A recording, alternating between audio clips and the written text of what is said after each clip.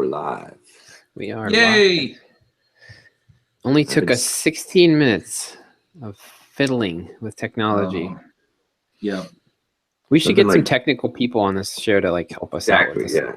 I know. Well, Tech Support 101 is reboot.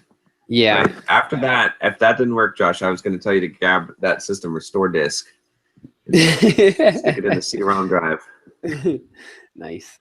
That's funny. Actually, that new computer that I showed you guys last week doesn't have an optical drive in it. Yeah. Yeah. I don't have one. I have one. I bought one, so I could. Yeah. I could dig that out of the closet, but yeah, I've got a USB one. Rearranging my office, I have 2 or 3 of these big canisters of burnable CDs. Yeah. And I'm like, I didn't even know I had these because I never use them anymore. Right? Yeah, I have a stack of those somewhere too. Yeah, and when I bought Windows 10 for my computer, it came on a thumb drive. Nice. Yeah. So just like, okay. I mean, all my apps I just download off the internet. I was installing some games, and because I was like, oh, I kind of want to just relax, so I installed StarCraft, and I was like, oh well, I can't put the CD in, so I went to the Blizzard website and downloaded it and installed it that way. Yep. So anyway, I've been sick for the last 3 days. I've been running a fever for like 4 days or so, but I'm well enough to make the call. Yeah, I got to run a half marathon Sunday. Oh wow. Yeah, I have money on you actually doing it too. So we'll see. Even though you're sick.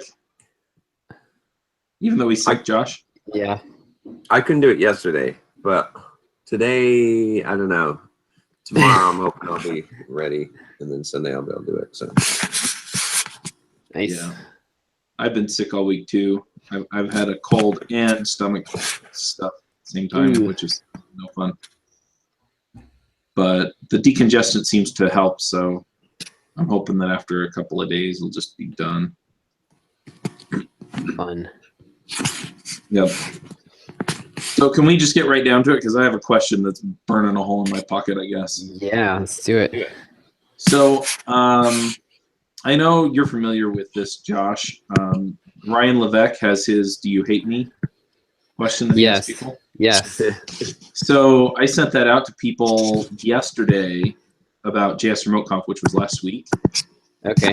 And I know John's going to have opinions on this, and I'm kind of. But anyway, so it was just like, hey, why didn't you come? And I got a whole bunch of responses, and a lot of them just said that it was too expensive. And I'm kind of tempted to email some of these people back and say, now, when you say it's too expensive, does that mean I don't have the money, or you didn't feel like it was worth $200?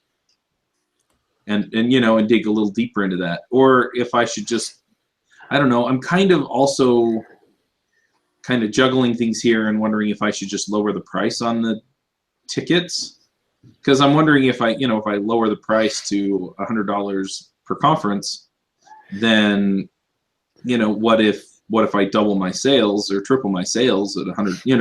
It's funny. This sounds very familiar, doesn't it? Yeah, John? it comes back, doesn't it? So we literally just had the same conversation this week. We were talking about the so we did our JavaScript course launch this week.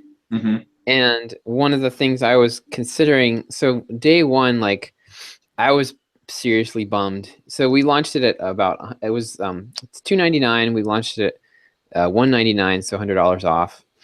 And halfway through day one, we'd gotten 10 sales or something. Mm-hmm. And I was pretty bummed. And I was like, I'm seriously thinking about just updating, testing, creating a split test on the price to see what would happen if we priced it at $99 instead of $199. And what John pointed out, and of course is exactly right, is that you really have to almost triple your response rate for that to make a difference. So it's a huge whack to take half the revenue for every sale. So, if you increase your response by 100%, then you're back where you started. Mhm. And it doesn't really, it makes more sense to do that when you have other upsells behind it. Right. Yeah. So if it's just the one product, I mean, it's probably worth trying, but I highly doubt that you're going to triple your sales by Yeah. lowering $100. Like at that point, the difference now one thing I will say is that the difference between 99 and $199 is pretty big, because that's you're breaking that 3-figure. If you were going from 79 to 99, or from 199 to 299, it probably wouldn't make that much of a difference. But Right. it might not hurt to test it on one of your less popular conferences and just see. You might try a different tier on it too, right? So that like you could have a very basic $99 tier. Like your basic ticket price could be the $199, but you could have a light where they just get access to the conference, but they don't get the recordings and they don't get whatever it is, or they can't ask questions, or I don't know, something like that, where you're still pitching the higher price thing, but then you say then you could pitch to people who didn't buy, or that's the other thing you could do. You don't even have to have a second price there. You could just pitch to people who don't buy. You could just send them an email if they haven't bought and say, hey, is price a factor? We understand. We do have some extra capacity while it lasts, and so we're willing to let go of some tickets at $99 for those of you that can't afford the regular ticket price. Don't expect this every time, and that would be a good way to. We sort of do that at Simple Programmer with our courses with the Evergreen sales, where we try to sell at full price first, and then if someone doesn't buy, then we usually have an offer for them. Yep. Yeah, and you could do that to also just segment it down to people who opened and clicked. Mm-hmm. So it wouldn't have to be your entire list. Right. Yeah. It would be worth trying that once and just see what kind of response you get. But I also think that it's always a question of like, $200 is never too expensive for someone.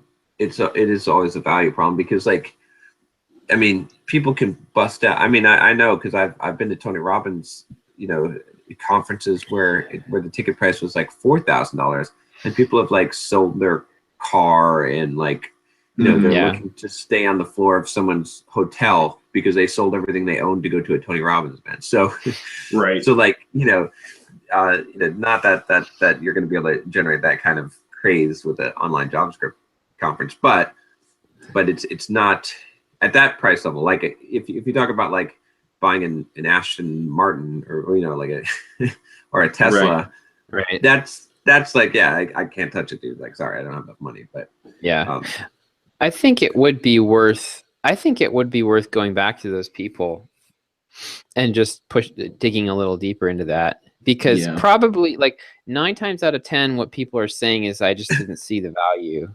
Right. Yeah. And there wasn't enough perceived value for me. So. Yeah, I had a few other people say I couldn't take the time off work. Right. And so I'm also looking at the scheduling to see. But the problem is like when I originally did these, I did them in the evening, and what that did is it pushed it way too late for people in Europe. Yeah. And so I kind of have to weigh that out as well. Yeah, I mean, you're always going to have you're never going to get away from that problem. Well, with the taking the time off work, I think you should address that one. I think the way you should address that one is you should basically say like, look, if you get to pop on for an hour and see a couple of the sessions that you're really interested in live, that's great.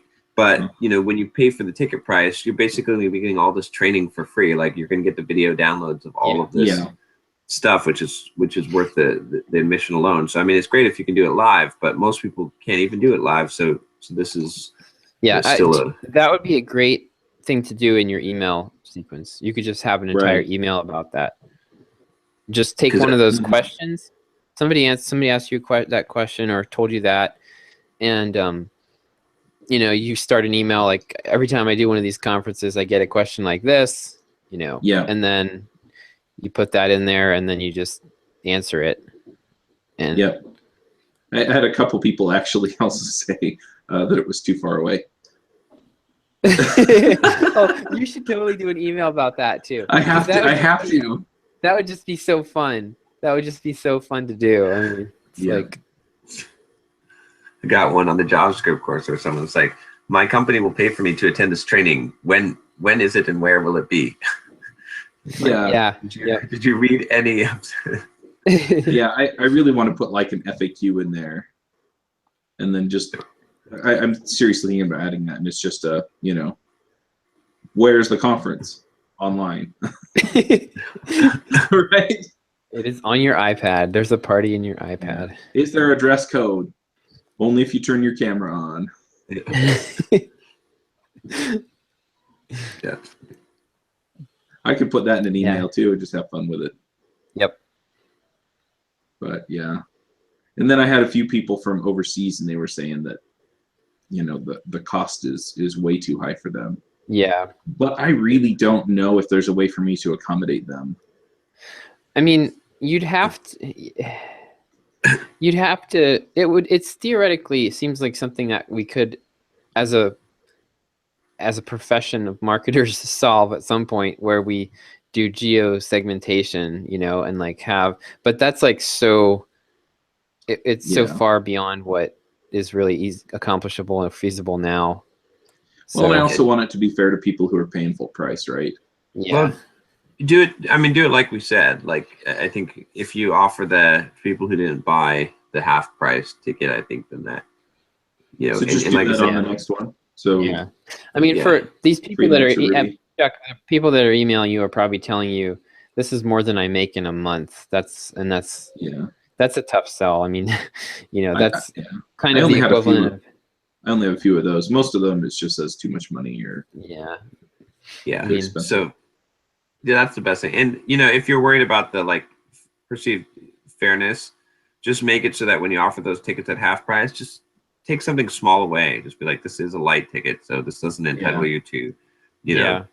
we're offering these light tickets or whatever it is. Like, just have some You kind have of to thing, or turn your- add something to the other package. You have to turn your webcam on, and everyone gets to comment on what you're wearing. Yeah. That's interesting.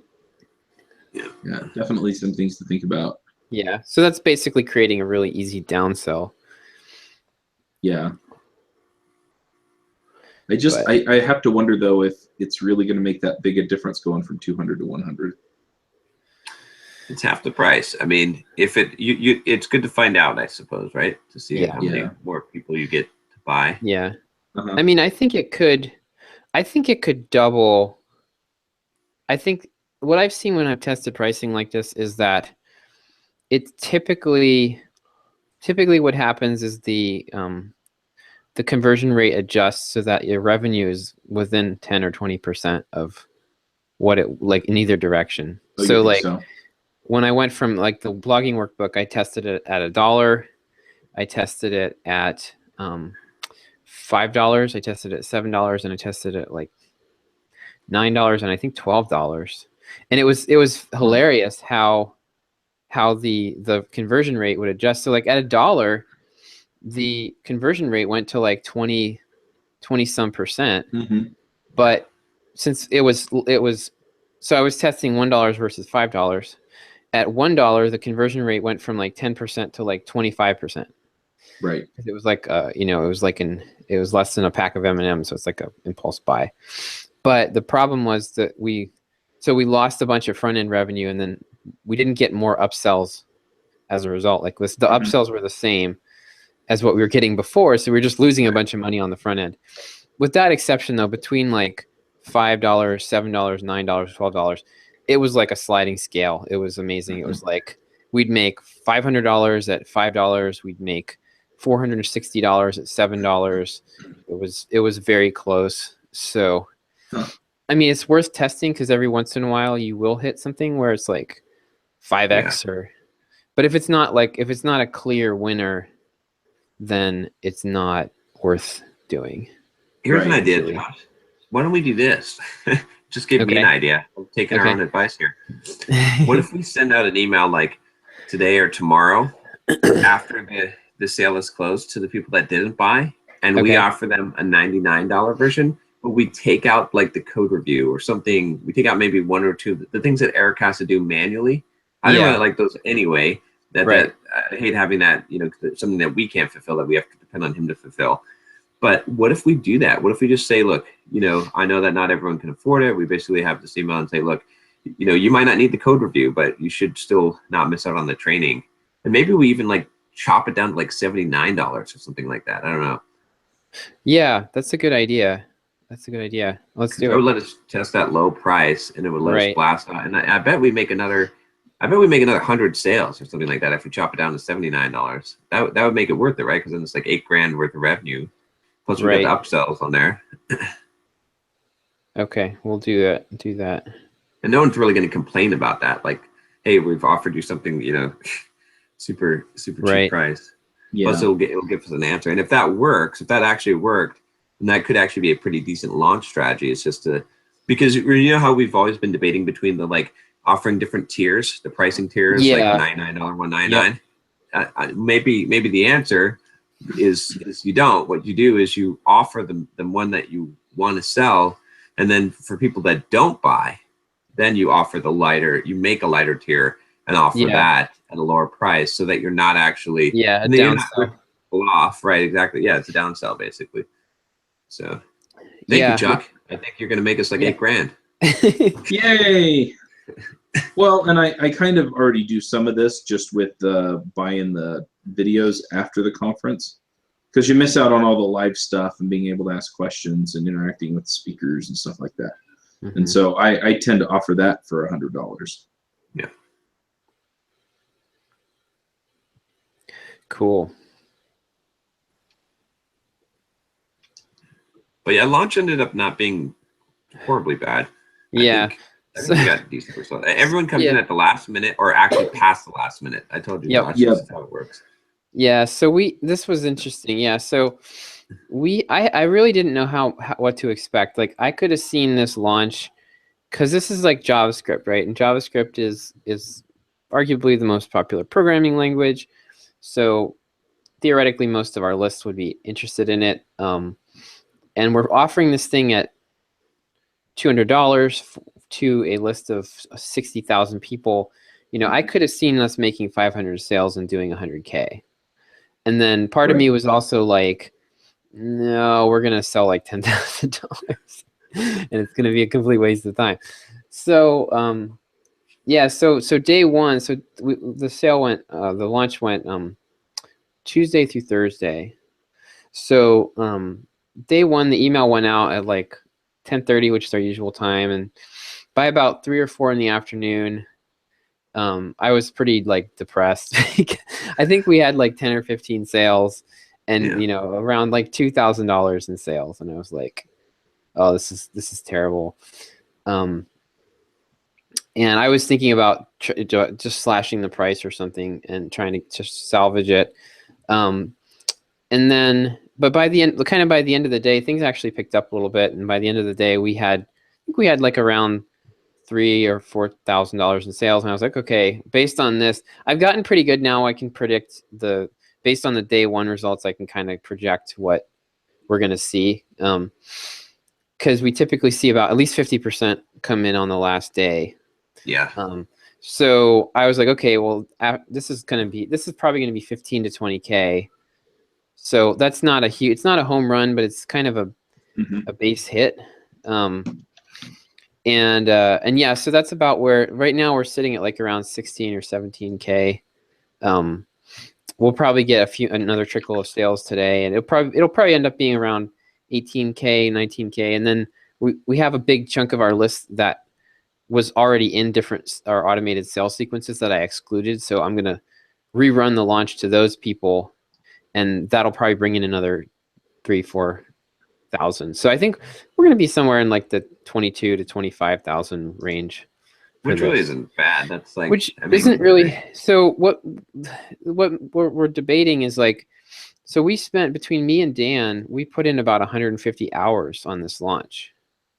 So that's a lot of effort. If it was like a 50K launch, I'd be like thinking it was a good investment. It's sort of like on the bubble where it's like, okay, we made okay money with it, but do we really want to do more of these or not? Well, the thing is too, a lot of it was training, right? I mean, like you were spending a lot of time True. training data. That's what Yeah, took a lot that of is your hours. that is Like true. if But the question is, if we were to do this again, how many yeah, hours would it take of your time yeah, and Dan's? I think it would yep. take about half of Dan's time and about a fourth of your time. Yeah, we were thinking that maybe one idea I had coming out of this was that if we do this again, what we should do is we should actually make a template for all of our courses. So we're not white labeling, but we're commissioning courses, and we pay. Maybe we even pay up front.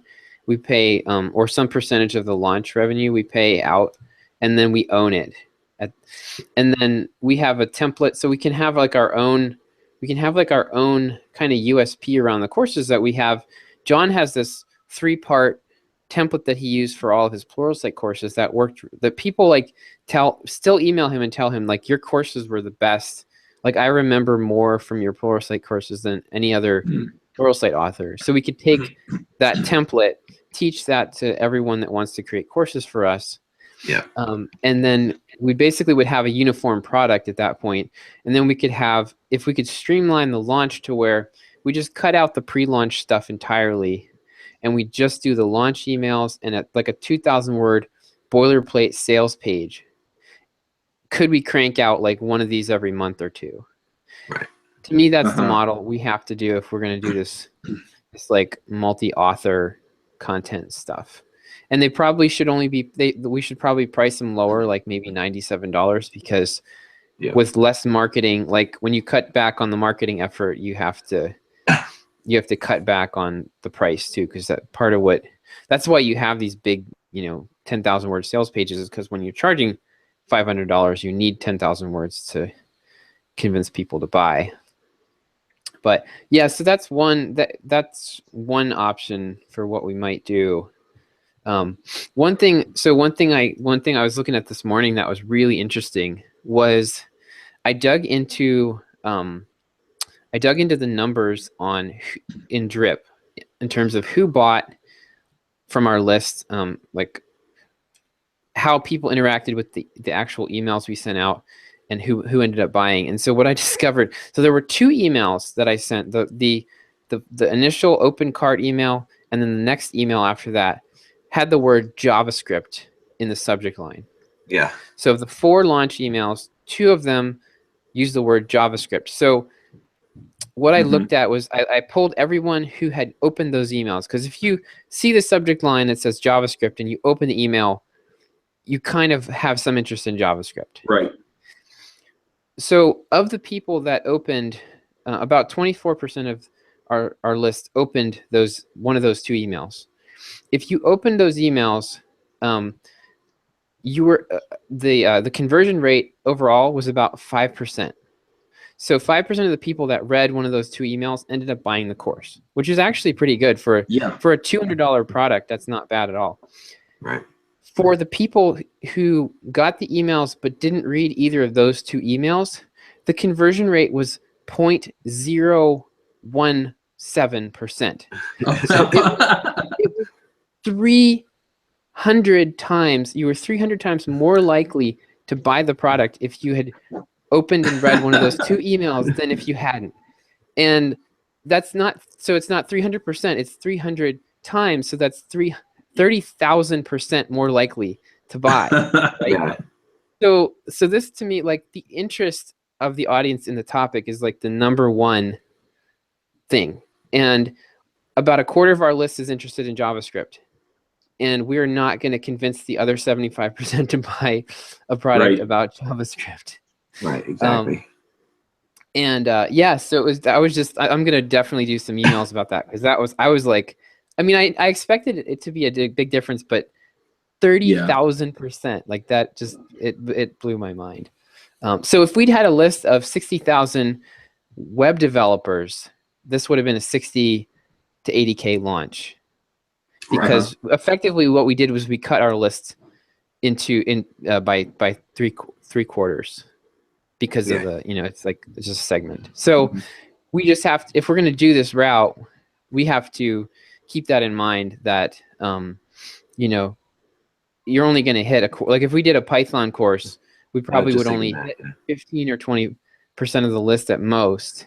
And the other thing I realized is that using this now, I can send out a couple of broadcast emails on any topic and estimate what our return would be on a product launch. Yeah, based on who opens and Yep, because Oh, so yeah. we could do like 2 broadcast emails that mention Python.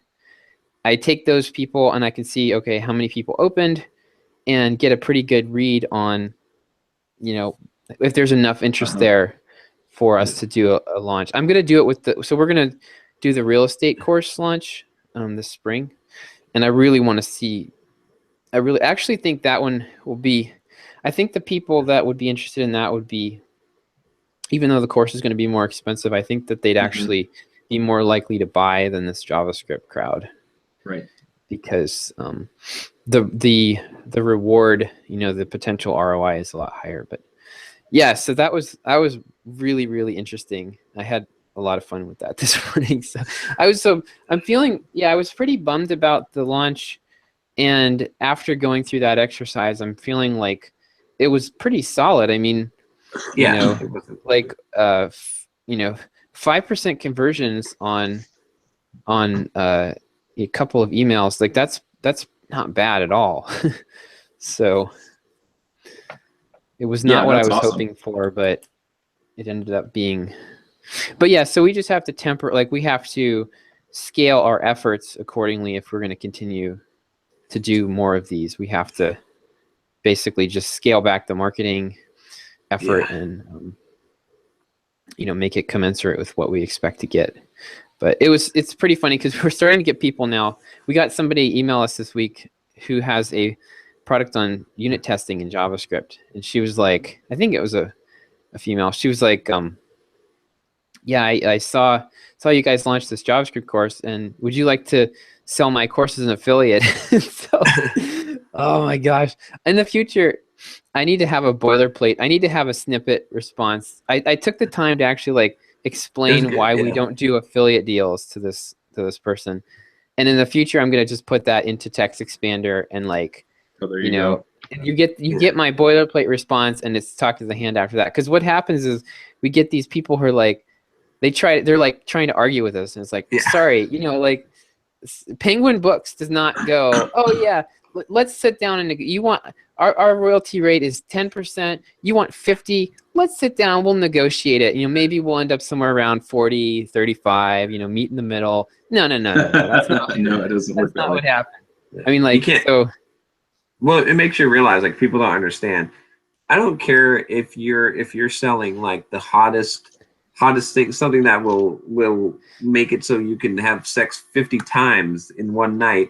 Like the audience is what's valuable, not the pill, right? You know what I'm saying? It's like we've got the asset. Yeah. You could have the Yeah. cure for cancer, and it doesn't matter if you don't have an audience. It's worthless. Right. It's Yeah. Basically, I mean, I'm exaggerating, obviously, but it's basically worthless. So it doesn't matter. Like your course may be wonderful. You may be able to teach toddlers how to do differential calculus, but it doesn't matter if you don't have the audience. We've got the Right. gold. You have shit. You've got jack shit. I mean, honest, that's how it is, right? It's like we have delivered. Like we have 60,000 developers. We're Yeah. going to email in the brand, and that's where the value is. Right. It's not the thing.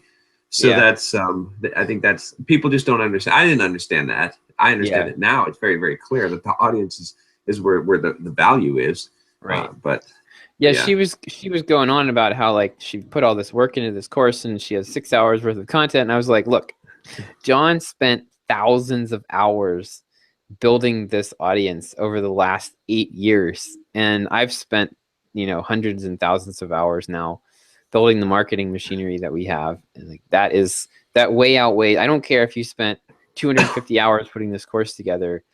Yeah. It is it is dwarfed by the effort to actually get that kind of traction. Yeah. We are going to have to do more quality control on the course, because there's some issues that had to be fixed, like just some of the audio. I didn't realize now like how much, like, it Yeah. makes a difference, like some Yeah, editing and some audio and I stuff. think what we need to do, like if we do this again, I really think that the boilerplate, we need to have what we should do is this needs to be almost like a we could sell this as a business opportunity, right? Yeah. So like we could say to these authors like, okay, look, you've never done video anything before. You don't know what you're doing, but we're going to make it easy for you. We've got PowerPoint templates. You need to get a mic, you need to get a couple things, but you just sit down. We have a template and a formula for all these courses. You plug your knowledge into this formula, do the presentations, give us the raw videos. We have our own video editing team that just makes it all sound spectacular and look great. And basically you just show up, record the thing, ship us the raw result, and you're done. And that's worth a couple $1,000s. Yeah, we'd have to make like a we're reinventing Pluralsight, unfortunately. I know. But Yeah. But we could make a technical arm. I was thinking about maybe we make a technical arm of Simple Programmer where it's like Simple Programmer technical training, and we have a logo for that, and then that's all kind of under that umbrella. And then the main Simple Programmer stuff is the soft skills and life improvement, self-development stuff. And so, and we have other people do those the technical training courses, and then we put a system together. But it is a question of whether we want to go that route, because it's going to be, it's a lot. I think it's a mill, you need like a grind it out kind of approach.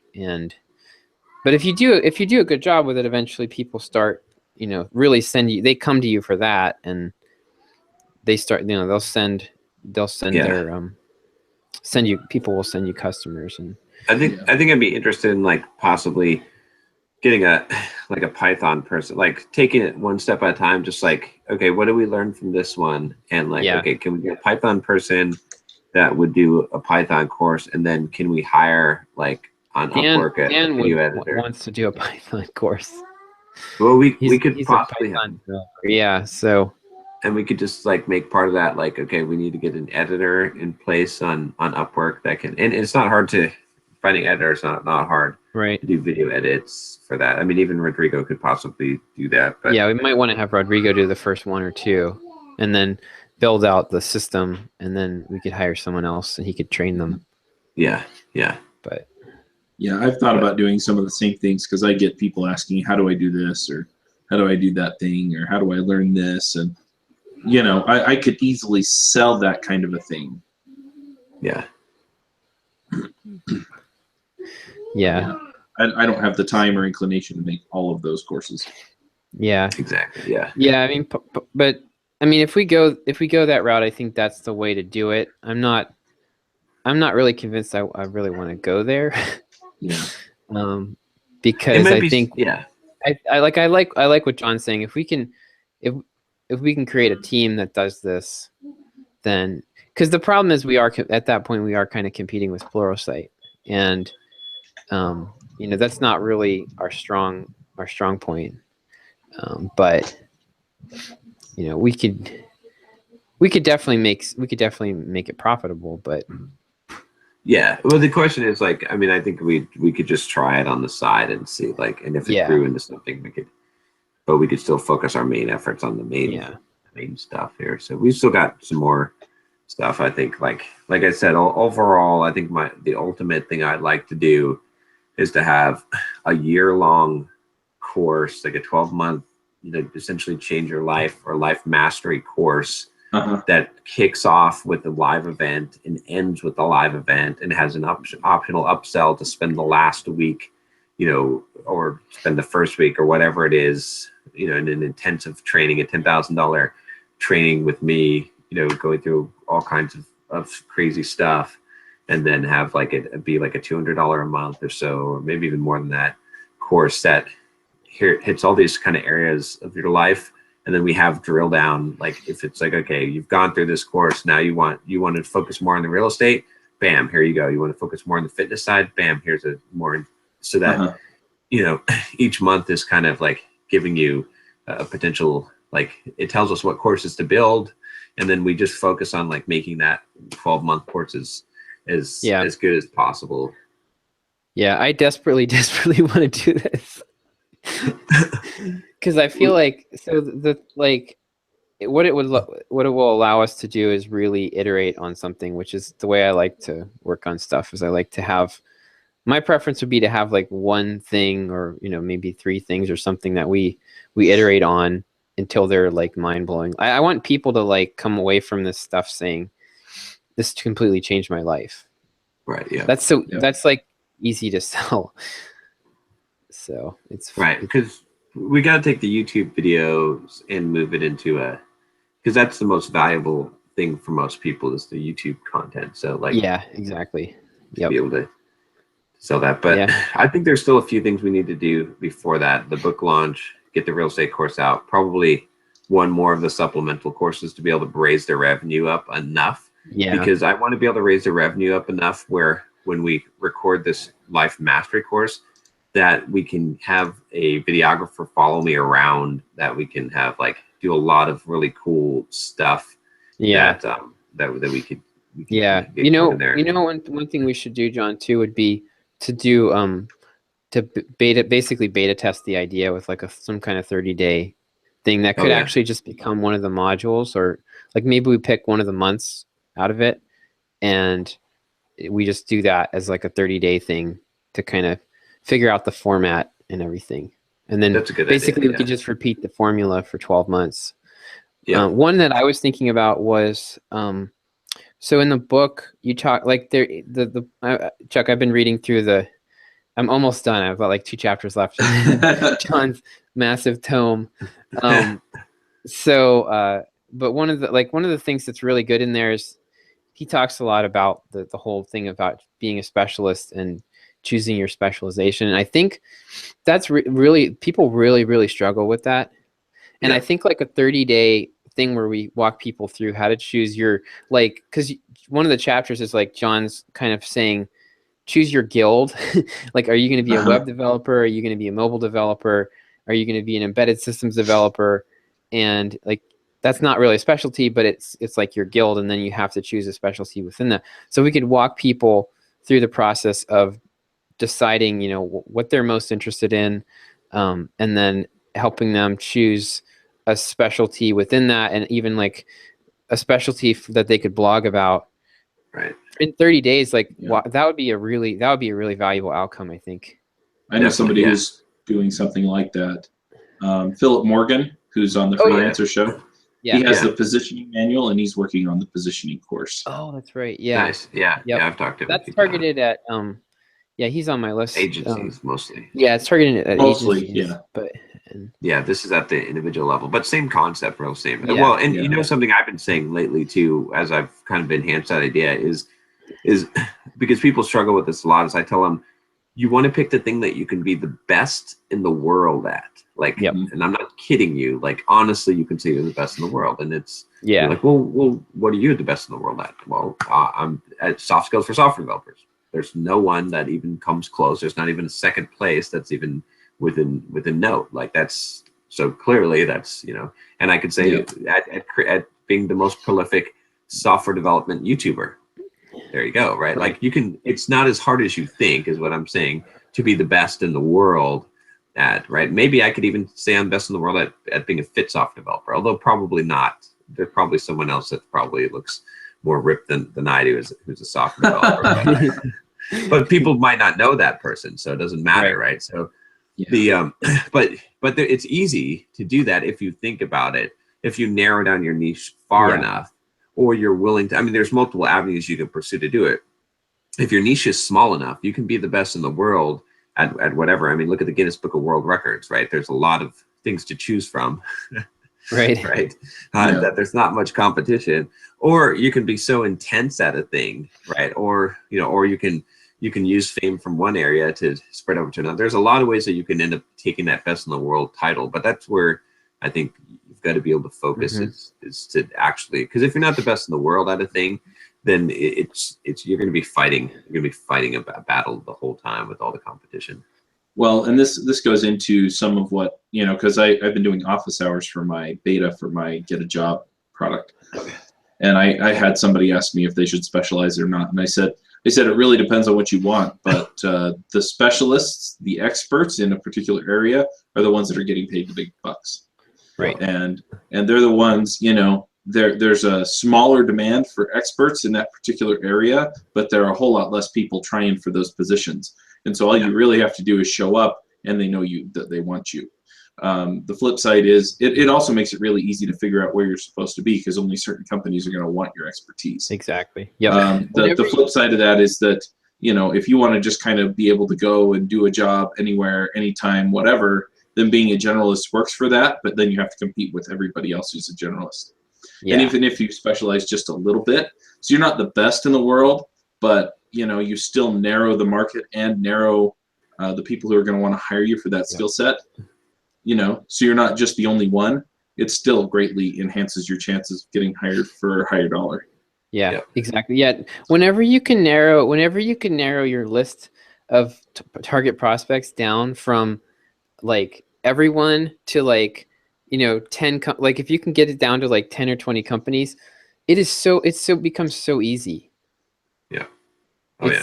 It's always amazing to me like that. I try to walk people through that exercise whenever possible, because like once you nail your target customer, it's like your entire action plan becomes immediately obvious.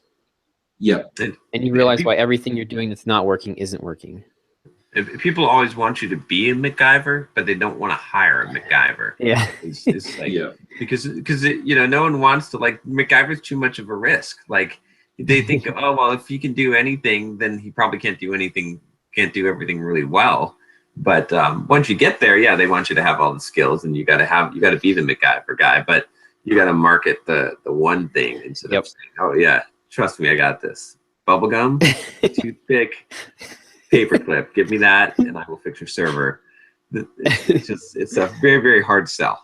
But when you show up and you do that, that's great. It's just that no one wants to hire you based on that. No one is like, they're like, nah, let's, you know, we're just going to hire the Node.js guy over there, that nerd over there. Yeah.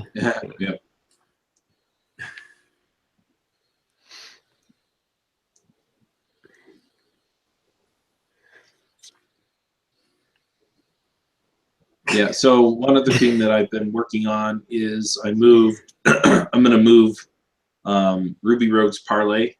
All of the other forums kind of just died, but Parlay's still there because it's being hosted by the Discourse folks. What I figured out was that if you have a Discourse forum that's been sitting there for, say, a year or so and has not been updated, updating it breaks it. Oh, there you go. And so, and yet I couldn't figure out how to get it back. So I just kind of let them die. But what I think I'm going to do, I've been setting up Slack rooms, and I figured out how to automate it. So when people pay for the membership, they just get dropped in there. Oh, nice. How did you do that? Is it all like custom API stuff? Yes and no. So I'm using Zapier because MemberPress can hit a web, what do you call it? Like an endpoint. Yeah, basically an endpoint on Zapier and trigger that. And so MemberPress hits that, and then I set up an Amazon AWS Lambda to make the call into Slack. And so it's all Node.js. I have no idea what a Lambda is. Is it like So what it is you load a function into AWS, and then it has its own internal API that you can hit it with and send it data. And so I just send it an email address, and it invites them to Slack. Oh, that's very cool. It calls it's basically it's kind of like a bash script on Amazon almost that you can shove data at remotely. Yeah, essentially. And so it fires up, does its thing, and then spins back down. Okay, that is very cool. I'll have to keep that in mind, because we could do, you know, one of the things we added into this was a Slack group for the JavaScript thing, and there's not right now we don't have a good way to automate that, so we could it would be pretty easy to write some JavaScript that would sit on the sale completed page that would do that. Yeah, it just has to hit the webhook on Zapier. Right. Okay, yeah, that's pretty easy. And then I have, so the Zap has an IAM key that allows it to access Lambda. That's all it can access is Lambda. So then it hits the one that I tell it to hit and sends it the email address, and that's it. And you write some Interesting. server code on the AWS side to. Yeah, so I used a framework called Serverless, and it sets up all of the deployment and everything for you. And then I just had to log into AWS and set up 2 keys. One of them is the name of the Slack team, and the other one is the legacy web token API token thing that they have. And you don't have to. These are recipes already baked into that. So it took a little bit of time to figure out how to do it, but yeah, basically I just ripped the code off of some of the. Here's a page where when people enter their email address, they get invited to a Slack room. I just yanked it out of there, and then I had to figure out how to put an NPM module in because they all use the request library in Node that doesn't come with Node. And so I had to figure out how to basically export a Node module up to Lambda. But it turned out not to be that terribly hard. Interesting. So this is all. So Lambda is all Node then. You can do Node, C#, Java, or Python. Nice. And it's Node 4.3, not 6.10 or whatever the latest versions. So keep that in mind. But yeah. Interesting. Yeah. So that I'm gonna send those pitch emails next week. I'm just gonna set up I'm just gonna follow the machine way of doing it. So they'll get 3 emails, and then take a break for a day, and then they'll get 1 or 2 more with just content in it. Mostly, it's gonna be around like staying current and things like that. Because the other thing that I did is I'm like, okay, well, if I'm going to be doing these YouTube videos, I need to know what's current. And I figured out that Zapier will allow me to pull whenever something goes into the top 10 of a Reddit channel or whatever they call it, subreddit. I can make it post it to Slack. And so I have a keeping up channel, and it just notifies me when anything goes in there. Oh, that's cool. And so I'm setting up a few more of those things. And that way I can just kind of work off of that. And I'll probably do the same thing for those channels. So I'll go off of like the Ruby and Rails subreddits, the JavaScript subreddit, and then maybe like the Angular subreddit for the Angular Slack. Cool. And then I'll pull in a few more sources. So I might set things up because you can also use Lambda to do slash functions. So I could do like /HN for Hacker News and then have it come back with the top 10 Hacker News stories or something. Nice. That's and cool. so it would just be in the keeping up channel. People can request that information, and it would just automatically feed in other stuff. That's pretty cool. But then I can work off of that for inviting guests. I can work off of that for, doing the YouTubes. I just go on and find one that looks interesting and then just, yell about it for 10 minutes. Nice. I'm sure you won't find anything to yell about on Hacker News. Oh, no, never. I'm probably going to piss some people off because I have some views that are pretty contrary to the general population of. But it's funny because whenever I talk about those things and people start yelling at me, I don't always have people come out and defend me publicly, but I'll get emails on the back end. That's super helpful. Thanks, folks. Yeah, I really do agree with you. Thanks for standing up for me. So yeah, but yeah, I'm sure I will piss people off. Yeah. And I'm sure I'll lose subscribers over it, but I also think that it'll be a net gain, and it kind of allows me to just be myself, which is something that I've kind of suppressed a little bit up till now, and it's just made me unhappy. Yeah, I know what you mean. I've also suppressed it a little bit too. Oh my God. I'm coming out for real this time. The gloves are off. Screw this. Yeah. No more. Tired of being politically correct over here. Yeah. Yeah. But on the other thing, speaking of specialization, I sent out a worksheet for my beta students because I have 10 people in the beta, Okay. or 9 people, I don't remember, something like that, in the beta for the Get a Job. And the first thing is to figure out what you want to do. And yeah, they all loved that. And so It It's really something. just I mean, it clarifies so never. much stuff. I never figured it out as a developer. Like it was something I kind of hadn't like. I felt like I needed to do it, but I never knew how.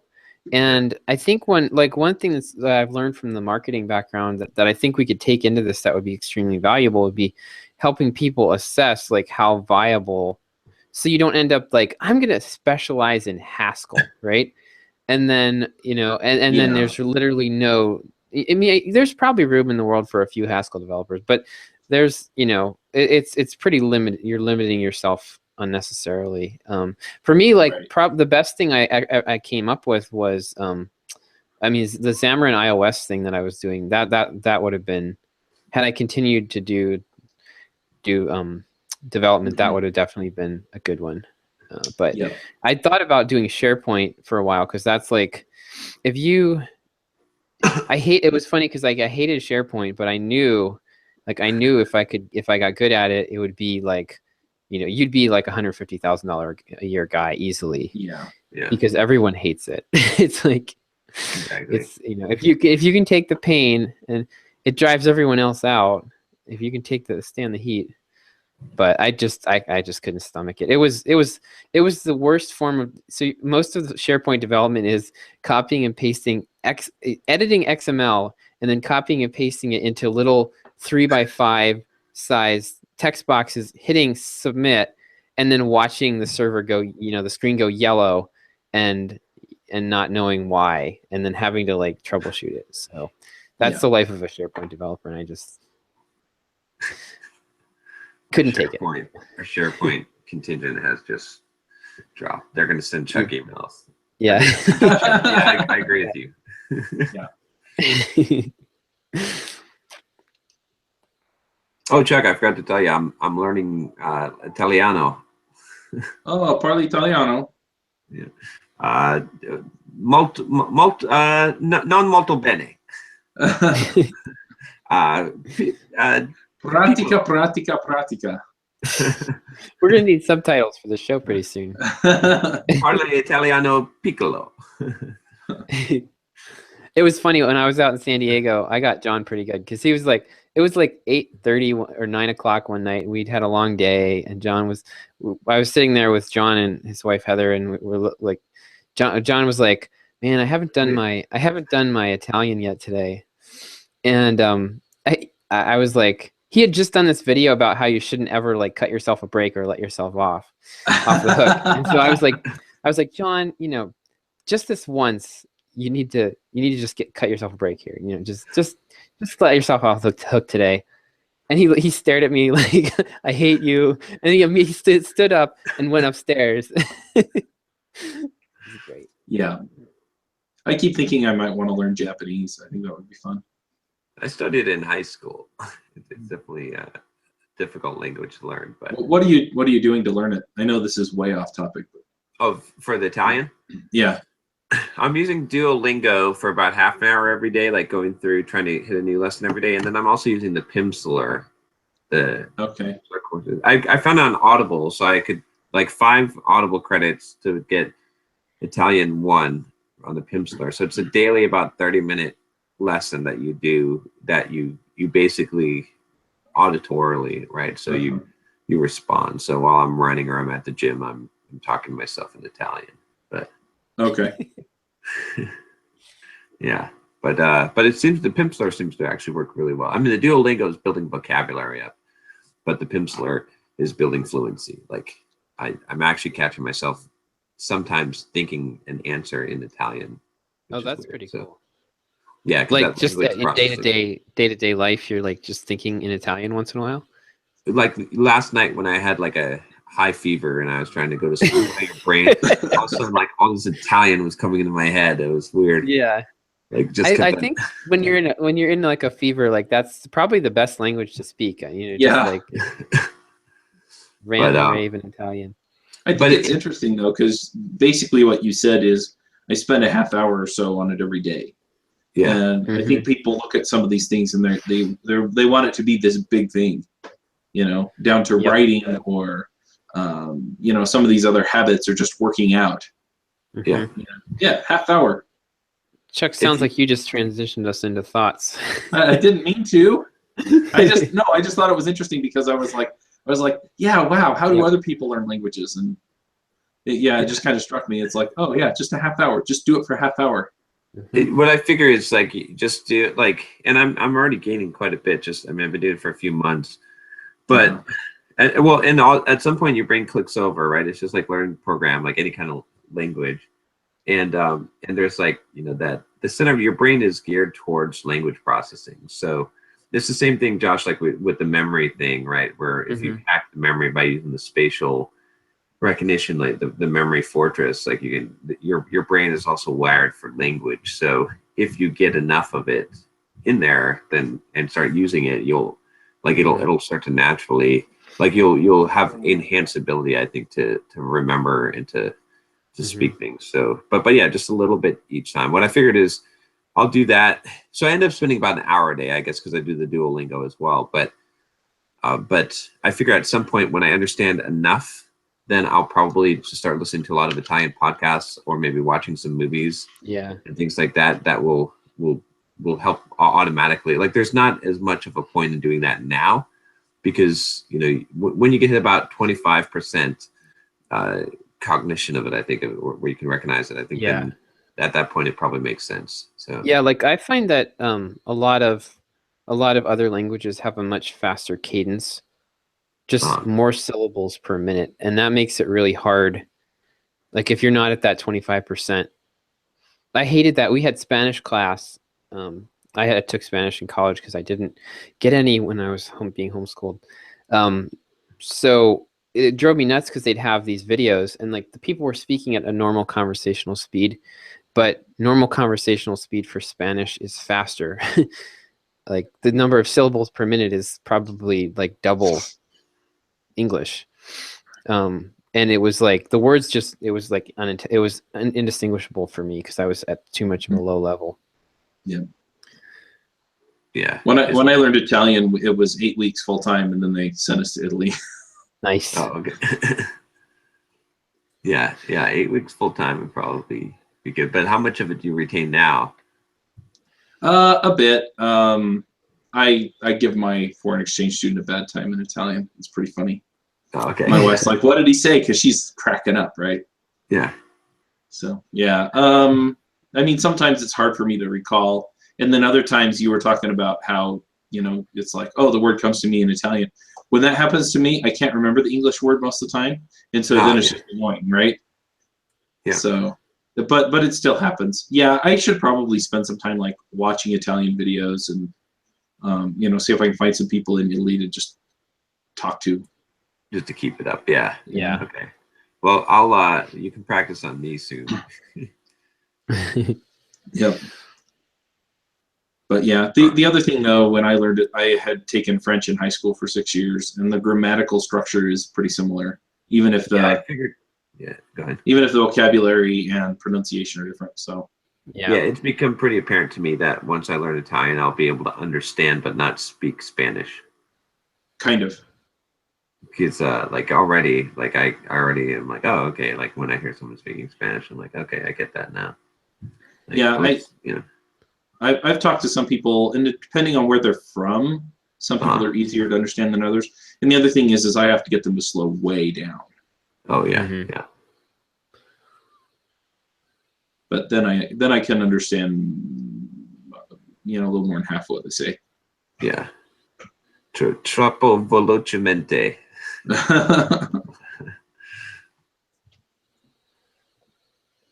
All right. Should we do our thoughts? Sure. Yeah. Well, I'll start here. So my theme right now, kind of like for the last few weeks, has been increasing my work capacity. So in fitness, this is like a term for how much, how many how many pull-ups you can do in 10 minutes, or how many kettlebell swings or whatever you can do in a given time period. And so I've just been kind of like piling on the intensity on a few things. One of them is email writing. So I'm actually doing, this is the first week. I've been wanting to do this for a long time, but I actually wrote 5 emails for Simple Programmer. I wrote one a day.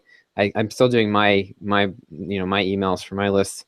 So I'm doing 2 emails a day. I'm finding that it's actually taking me about the same time that I was spending on doing one. So it's funny when you do that, you end up, what felt so hard before, when you stretch like that, what felt so hard doesn't seem so hard anymore. And I'm doing so. Parkinson's law in there. What's a that? bit of Parkinson's law. Yep. Yep. Exactly. Yep. It expands to fill the time. Yep.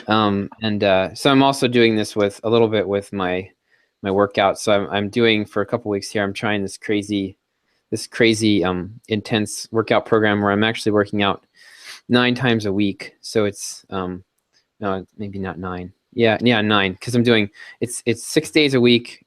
You work out in the morning, and then 3 days a week you also work out in the afternoon. So it is. So going back when I'm done with this, going back to my 45 minutes of gymnastics stuff is it's gonna be like nothing. So it's you can't necessarily maintain this pace all the time, but doing it once in a while to kind of level yourself up to a new level, reset your expectations about what you're capable of, it's really valuable. Is it weight training? What I'm doing. Yep. So it's all big stuff. I don't have a squat rack, so I'm a little limited. I'm doing it all at home. But this morning, so I was doing squats this morning.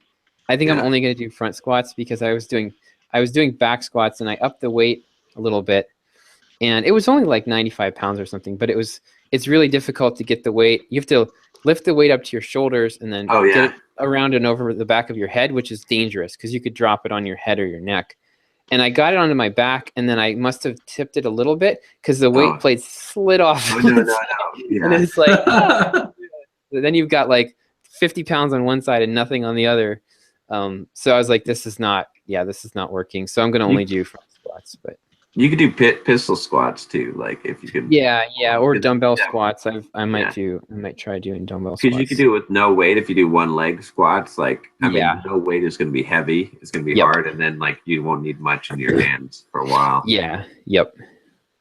So, but or go ahead and just put that squat rack in. Drive your wife nuts and throw a squat rack in there. She won't mind. When I move eventually, I'm gonna have a squat rack. I just don't have room for it right now. So let's see. Mine would be, I guess I'd say that no matter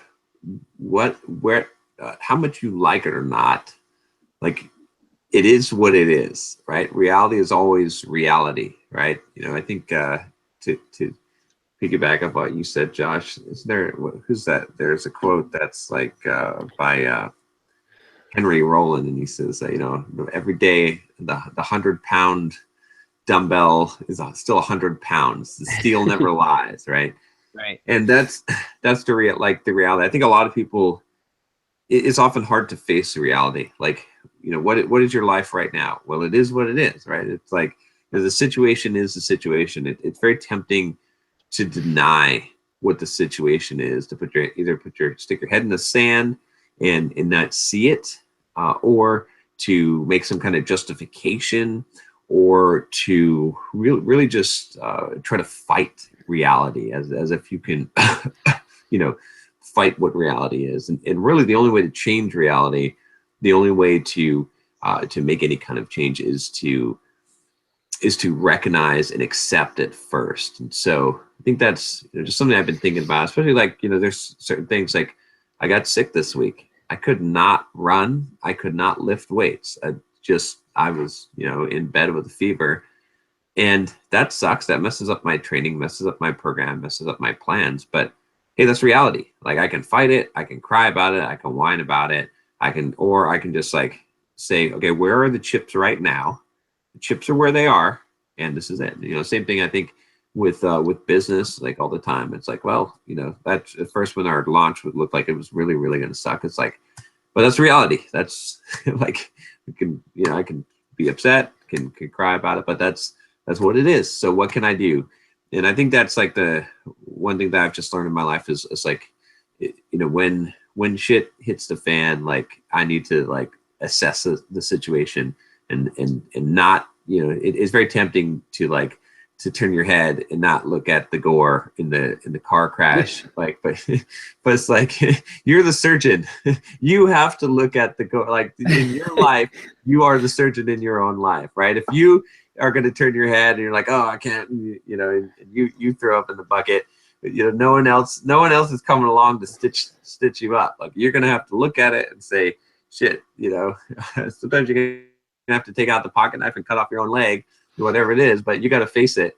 And until you face it, it doesn't go away and it doesn't change. So that's just something that I've been thinking about, just as, you know, certain things that come in that you can't control, and just dealing with people that, like, a lot of what I think I deal with in Simple Programmer is a lot of people that just, they don't accept reality. Like, so they can't change or grow, and they can't get past reality because they won't accept what is, honestly. So yeah, that's my thought. Nice. It's interesting hearing you talk about it, because, you know, I've been super sick this week. You know, and I actually called the doctor yesterday, and they told me it could be something serious, but probably wasn't. You know, and basically, if the symptoms don't go away, then you know, I need to check it out. But you know, it could be caused by something, by my diabetes, and so you know, just kind of getting that perspective right. You know, I've been heads down trying to get all of this stuff done, and it stresses me out and it makes me ill sometimes. And you know, I don't know what else to do, and I'm exhausted. And you know, and it's like, you know what? There are things that are more important, like my family and like my health and stuff like that. And so just having a perspective on that has been really healthy this week, just to kind of bring me back to reality and go, hey, look, you can't ignore this stuff, because if you ignore it, you're going to pay for it. And so just, you know, back to the idea of looking at life the way it is. We had a little bit of a conversation before the call, you know, where John was talking about how, you know, people just need to look at how life really is and then figure out how to make the best of it. And yeah, I mean, the things that you ignore, or the things that, you know, should be priorities that are not, are the things that ultimately are going to make themselves a priority. And so just, you know, just looking at that and saying, okay, I need to take some time to relax. I need to take some time with the family. I need to take some time to exercise. I need to make sure that I'm doing these certain things. I need to make sure that I'm not eating pizza and soda every day. You know, all these different things are things that, you know, make a difference, and it's just the way the world works. And so no amount of wishful thinking, no amount of deciding that things ought to be or are one way when they're in reality another, there's just nothing you can do about those things. And so you just have to deal with it. You have to figure it out, and you have to know, okay, this is where I'm at, this is the reality of the situation, and this is what I'm going to do about it. Yep. All right. Oh, excuse me. All right, we're reaching the end of John's. John can't tell us we're wrapping up because. All right, guys. Alrighty. Next week, I think next week, will we be in Vegas? No. No. 3 weeks. No. Yeah. Not next week, and not the week after. I think the week after. I think. I thought in my head, I thought I'm coming back for a week and then I'm flying out. So not next week. Yes, the week after. Yeah. We will, on the 7th. Cool. We'll be in Vegas, so we'll do a live. We'll have to pipe Derek in. Yeah. I won't be there. I don't get in until the night of the 8th.